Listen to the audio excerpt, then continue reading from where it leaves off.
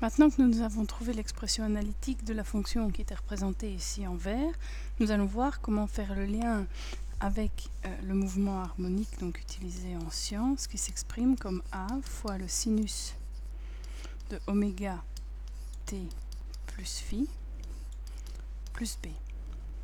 Alors le t ici en sciences qui exprime souvent un temps, puisqu'un mouvement circulaire s'exprimera par rapport au temps qui s'écoule, en mathématiques, on retrouve notre variable x.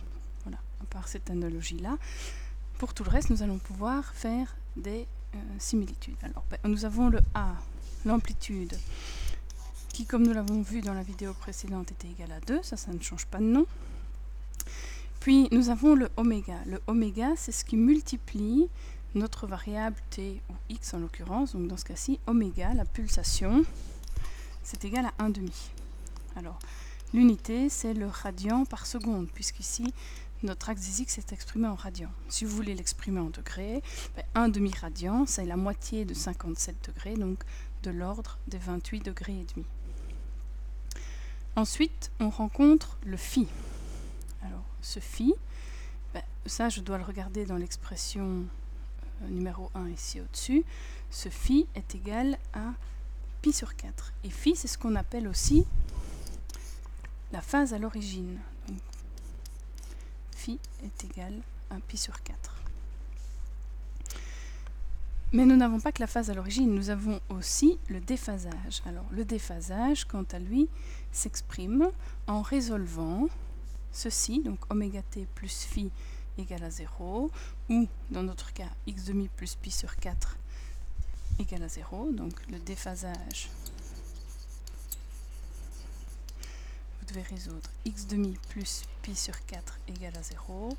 Dans notre cas, x est égal à moins pi sur 4 fois 2, donc il est égal à moins pi demi. On aurait pu le retrouver après la mise en évidence ici.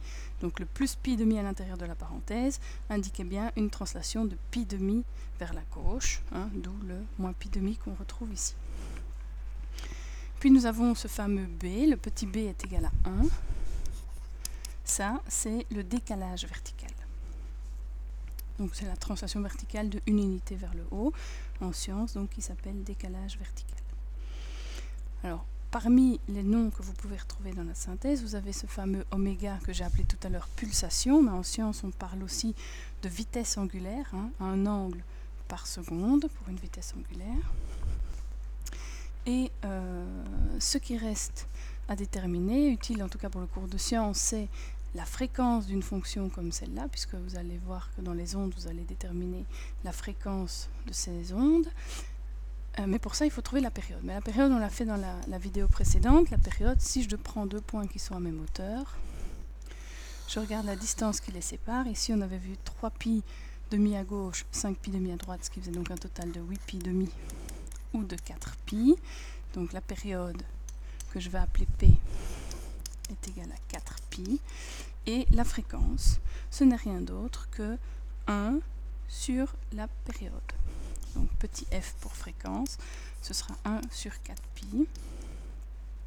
Et ça vous donnera donc le nombre de tours par seconde, ou en tout cas le nombre de parties de tours par seconde qui va être effectué.